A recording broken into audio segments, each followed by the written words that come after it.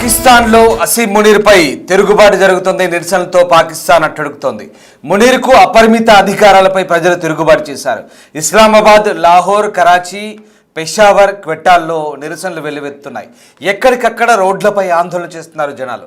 Democracy జిందాబాద్, dictatorship murdabad అంటూ నినాదాలు చేస్తుంటే పాకిస్తాన్లో పరిస్థితి ఎలా ఉందో ఒక్కసారి అర్థం చేసుకోండి. అత్యున్నత పోస్టుకు మునీర్ అనర్హుడంటూ మునీర్కి ఇచ్చే పదవిని అడ్డుకుంటామంటూ హెచ్చరిస్తున్నారు అక్కడి ప్రజలు.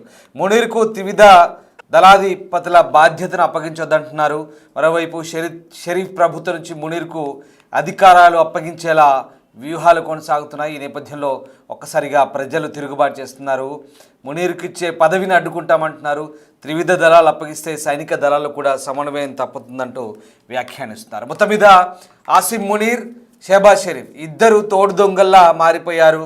పాకిస్తాన్లో పాలనను పక్కకు పెట్టి ప్రభుత్వాన్ని గాడిన పెట్టాల్సిన ఈ ఇద్దరు, పరిపాలన గాడిన పెట్టాల్సిన ఇద్దరు కూడా తోడు దొంగల్లా మారి దేశాన్ని దోచుకుంటున్నారని విమర్శలు వస్తున్నాయి. మొదటి నుంచి కూడా ఈ ఇద్దరు అమెరికాకు తొత్తులా వ్యవహరిస్తున్నారు, దేశాన్ని తాకట్టు పెడుతున్నారంటూ విమర్శలు వస్తున్నాయి. ఈ ఇద్దరు ఒకరినొకరు సమర్థించుకుంటూ దేశం అధోగతి పాలవుతున్న పరస్పరం స్తుతించుకుంటూ ఆత్మస్తుతి పరనింద మాదిరిగా తయారవుతున్నారంటూ అక్కడి జనాలు వాదిస్తున్న పరిస్థితి. మొత్తం మీద పాకిస్తాన్లో అసీం మునీర్కు అత్యున్నత పదవులు కట్టబెట్టేందుకు జరుగుతున్న రాజ్యాంగ సవరణ బిల్లుపై పెద్ద ఎత్తున నిరసనలు వ్యక్తమవుతున్నాయి. ఆర్మీ చీఫ్కు విస్తృత అధికారాలు, జీవితకాల రక్షణ కల్పించే రాజ్యాంగ సవరణ బిల్లుపై పాకిస్తాన్లో దేశవ్యాప్త నిరసనలు మొదలయ్యాయి. ప్రభుత్వ నిర్ణయంతో రాజ్యాంగ పునాదులు ధ్వంసమయ్యే ప్రమాదం ఉందంటూ ఆందోళన వ్యక్తం చేశాయి. సర్కారు ప్రవేశపెట్టిన 27వ రాజ్యాంగ సవరణ బిల్లుకు వ్యతిరేకంగా ప్రతిపక్షాలు ఆదివారం నుంచి దేశవ్యాప్త ఆందోళనలు ప్రకటించాయి. ఇమ్రాన్ ఖాన్ పార్టీ, పాకిస్తాన్ తెహ్రీక్ ఇన్సాఫ్, అలాగే Pashtunkhwa Milli Awami party, Balochistan national party, మెంగల్తో పాటు మరొక 3 ప్రతిపక్ష పార్టీలు నిరసనలు చేపట్టాలని ప్రజలకు పిలుపునిచ్చాయి. దేశవ్యాప్తంగా ఉన్న ప్రజాస్వామ్య సంస్థలు నోరు మెదపట్లేదని, సవరణకు వ్యతిరేకంగా పౌరులే పోరాడాలంటూ ఈ పార్టీలు పిలుపునిచ్చాయి. త్రివిధ దళాలను ఒకే గొడుగు కిందకు తీసుకొచ్చేలా chief of defence forces CDF అనే కొత్త పదవిని సృష్టించాలని పాకిస్తాన్ సర్కార్ నిర్ణయించింది. ఇందుకు ఆ దేశ రాజ్యాంగంలోని ఆర్టికల్ 243ను సవరించాల్సి ఉంది. ఇందులో భాగంగా షెహబాజ్ షరీఫ్ ప్రభుత్వం 27వ రాజ్యాంగ సవరణ బిల్లును శనివారం సెనెట్లో ప్రవేశపెట్టింది. ఈ బిల్లుపై సోమవారం ఓటింగ్ జరగబోతోంది. ఈ సవరణతో joint chiefs of staff committee chairman పదవి రద్దయి త్రివిధ దళాలకు అధిపతిగా ఉండే chief of defence forces post ఏర్పడబోతుంది. చట్ట సవరణ తర్వాత ఫీల్డ్ మార్షల్ స్థాయి అధికారిని CDFగా నియమిస్తారు. చట్ట సవరణ తర్వాత ప్రస్తుతం ఫీల్డ్ మార్షల్, ఆర్మీ చీఫ్గా ఉన్న అసీం మునీర్కే CDF పదవి దక్కే అవకాశాలు కనిపిస్తున్నాయి. Chief of defence forces post అంటూ కొత్తగా దీన్ని సృష్టిస్తున్నారు. మొత్తం మీద పాకిస్తాన్లో రాజ్యాంగ సవరణకు పూనుకున్న షెహబాజ్ ప్రభుత్వంపై పెద్ద ఎత్తున నిరసనలు వెల్లువెత్తున్నాయి. ఆర్మీ చీఫ్ అసీం మునీర్కు విశేషాధికారులు కట్టబెట్టడంతో పాటు సమూల మార్పులకు ఉద్దేశించిన 27వ రాజ్యాంగ సవరణకు షెహబాజ్ షరీఫ్ ప్రభుత్వం ప్రయత్నాలు ముమ్మరం చేస్తే ప్రతిపక్ష పార్టీలు ఆదివారం దేశవ్యాప్త ఆందోళనకు దిగాయి. రాజ్యాంగ పునాదులనే కదిలించే సవరణలను ఆపివేయాలంటూ డిమాండ్ చేశాయి. 27వ రాజ్యాంగ సవరణతో మిలిటరీ అధికారం మరింత బలపడే అవకాశం ఉన్న నేపథ్యంలో ఇక ప్రస్తుతం దానికి సంబంధించి దేశవ్యాప్తంగా కూడా ఆందోళనలు కొనసాగుతున్నాయి. ఇక ఆర్మీ చీఫ్ అలాగే ఫీల్డ్ మార్షల్ అసీం మునీర్కు ఆర్మీ, నేవీ, ఎయిర్ ఫోర్స్ల చీఫ్గా రాజ్యాంగ గుర్తింపు లభించనుంది. ఫీల్డ్ మార్షల్గా ఆయన జీవితకాలం కొనసాగుతారు. దీనివల్ల జీవించి ఉన్నంతకాలం ఆయనపై కేసులు పెట్టకూడదు. సుప్రీంకోర్టు అధికారాలకు కూడా కోతపడబోతోంది. ఈ బిల్లుపై సోమవారం సెనెట్లో ఓటింగ్ జరగనుంది. అంటే ఇవాళ అక్కడ దీనికి సంబంధించినటువంటి ఓటింగ్ జరగబోతోంది. అవసరమైన 2/3 మంది సభ్యుల ఆమోదం లభిస్తుందని ప్రభుత్వం ధీమాతో ఉంది. దీనిపై ఇమ్రాన్ ఖాన్ పార్టీ, పాకిస్తాన్ తెహ్రీక్ ఇన్సాఫ్ సహా 5 పార్టీల కూటమి నిరసనలు కొనసాగించాలని నిర్ణయించింది. మొత్తం మీద పాకిస్తాన్లో పూర్తిగా పరిస్థితులు చేయి దాటిపోయే అవకాశం మరొకసారి కనిపిస్తుంది. ఒక్కసారి పాకిస్తాన్లో ఏం జరుగుతుందో మనం నెమరు వేసుకునే ప్రయత్నం చేద్దాం. ఒక్కసారి పాకిస్తాన్లో పరిస్థితులు ఏంటో నేను మీకు చెప్పే ప్రయత్నం చేస్తాను.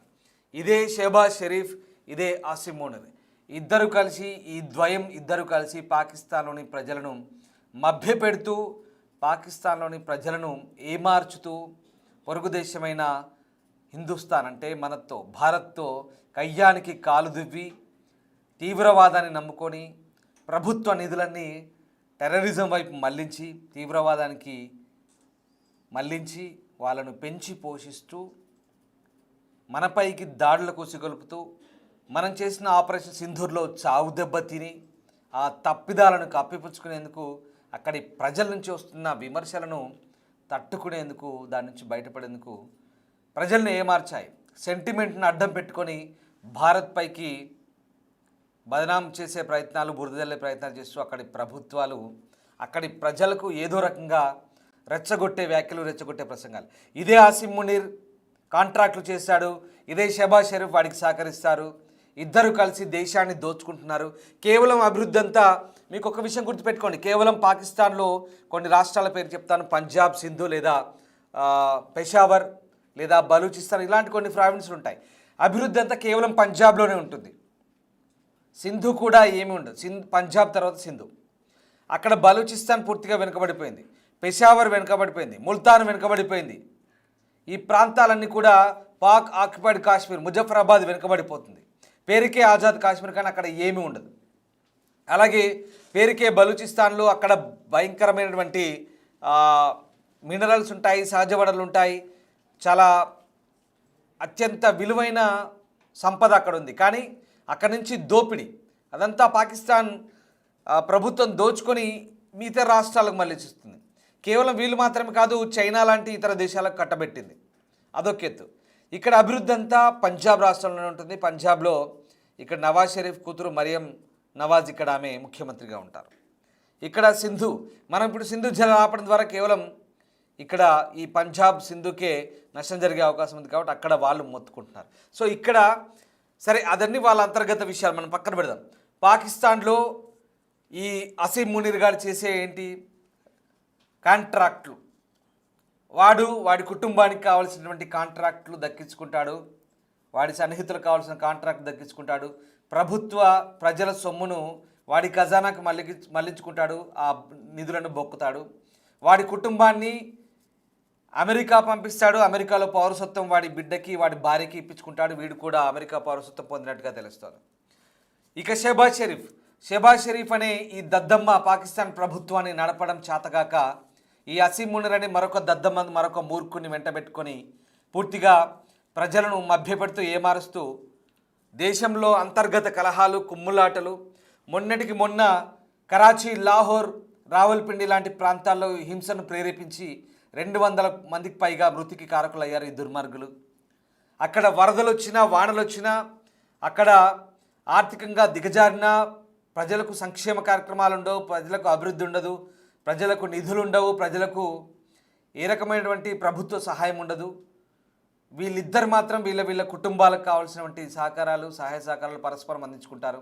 వీళ్ళకున్న స్ట్రాటజీ ఒకటే, మొదటి నుంచి కూడా కాంట్రాక్టులు చేస్తూ ప్రజల సొమ్మును దిగమింగుతూ, అలాగే మన భారత్పై నిందలు మోపుతూ మొదటి నుంచి కూడా ఆత్మస్తుతి పరనింద అన్న మాదిరిగా వీళ్ళు ఒకరినొకరు కీర్తించుకుంటారు. ఇప్పుడు జరగబోతుంది ఏంటంటే, సరే ఇంత చెప్తుంది ఎందుకంటే ఇప్పుడు రాజ్యాంగ సవరణ ఆర్టికల్ 27 ఎందుకు చేస్తున్నారంటే ఈ అసీమ్ మునీర్ గారికి సర్వ హక్కులు కట్టబెట్టి వీడు ఎలాంటి తప్పులు చేసినా, ఎలాంటి దుర్మార్గాలు చేసినా వీడిపై కేసులు ఉండొద్దు, వీడు ఎలాంటి కరప్షన్ చేసినా వీడిపై కేసులు ఉండొద్దు అంటే దీని ద్వారా వానికి అవి సంక్రమిస్తాయి.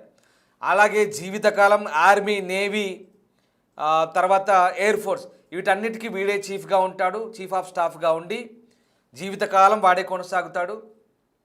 ఈ షెహబాజ్ షరీఫ్ వీనికి వంత పడతాడు. దీనికి మరొక విషయం ఏంటంటే వీళ్ళు ఎన్ని తప్పులు చేసినా సుప్రీంకోర్టుకి వీళ్ళని తప్పుపట్టడానికి కూడా వీల్లేదు. సుప్రీంకోర్టు అధికారాలు కూడా కత్తెరలు పెడుతున్నారు వీళ్ళు. సో ఈ రకంగా వీళ్ళు చేసే దుర్మార్గాలు ఏంటంటే నిరంకుశత్వం వైపు వెళ్తుంది పాకిస్తాన్. అఫ్కోర్స్ మన పొరుగు దేశం అయినప్పటికీ కూడా మనకు అక్కడి ప్రజల మీద ఎలాంటి ద్వేషభావం లేదు. అక్కడి పాలకులే దుర్మార్గులుగా అక్కడ తీవ్రవాదాన్ని పెంచి పోషించి మనమై కూసుకొలుపుతున్నారు. అక్కడ పూర్తిగా నిరంకుశత్వం మాదిరిగా తయారైతే కనుక ఖచ్చితంగా తిరుగుబాటు తప్పవు.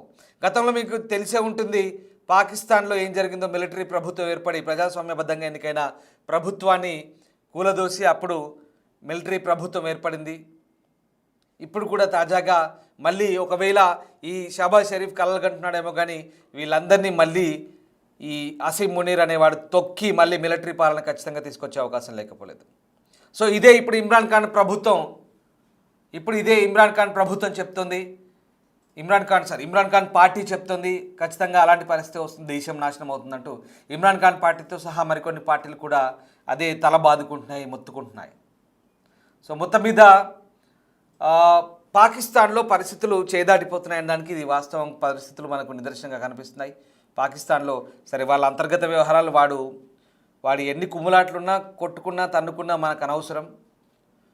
కానీ పాకిస్తాన్ ఏం జరుగుతుందో, పాకిస్తాన్లో ఏం చేయబోతున్నారో మన ప్రభుత్వం ఎప్పటికైతే కన్నేసి ఉంచింది. సో మొత్తం మీద పాకిస్తాన్లో పరిస్థితులు అయితే దిగజారుతున్నాయి రోజు రోజుకి. పాకిస్తాన్లో షరీఫ్ అనే ఆ మూర్ఖుడికి, దుర్మార్గుడికి ప్రభుత్వం సర్వాధికారాలు కట్టబెట్టేందుకైతే సిద్ధమవుతున్నట్టుగా తెలుస్తుంది.